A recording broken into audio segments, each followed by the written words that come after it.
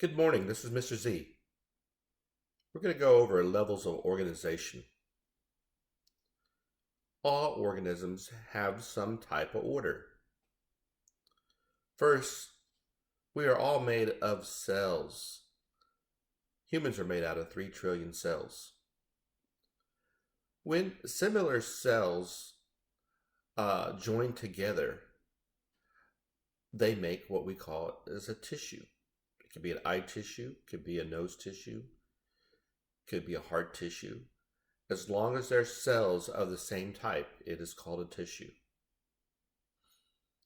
Many tissues of the same kind will make an organ.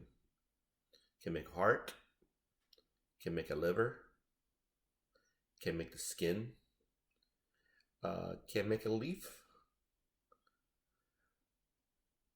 And then that brings us to our next category.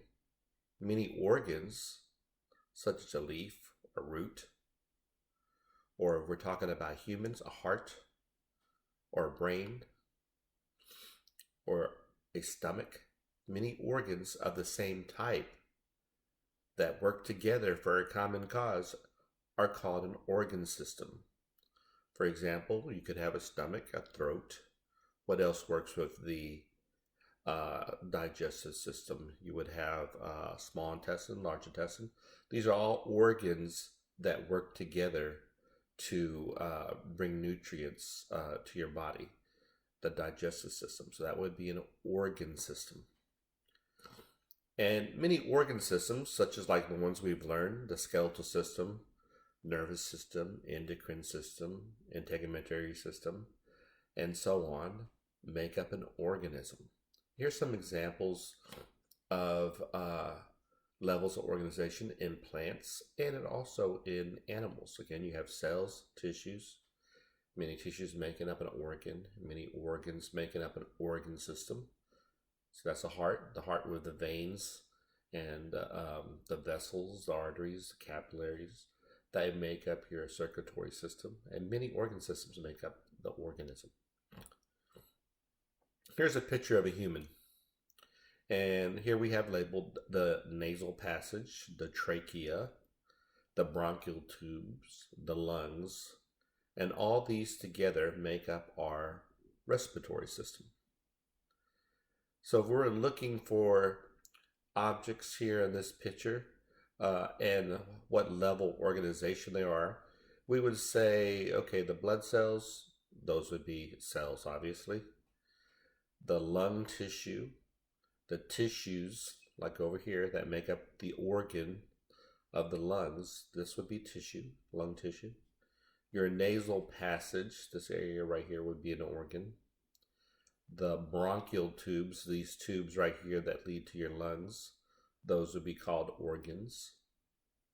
The lungs, that will be these two things here that fill up with oxygen and release carbon dioxide. These lungs are also considered organs.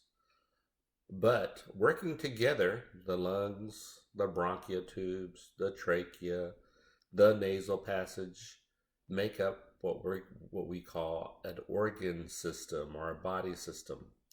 Another word is body system, but we've been using organ system as well to represent these two words.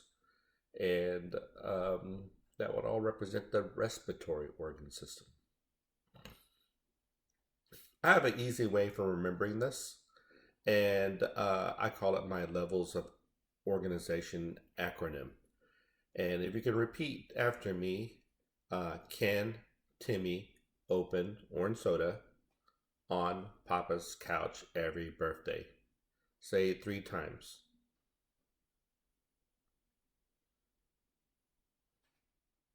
All right, one more time. Can Timmy open orange soda on Papa's couch every birthday?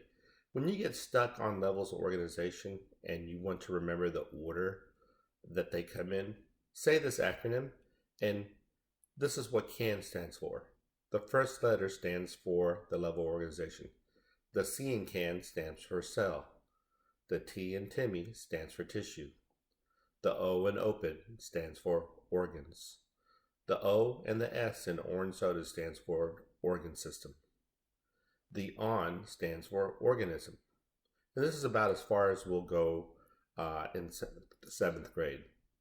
But just in case, PAPA stands for population. C in couch stands for community. The E in every stands for ecosystem. And the B in birthday stands for biosphere, which is a fancy word for the earth. All right, well, this concludes levels of organization.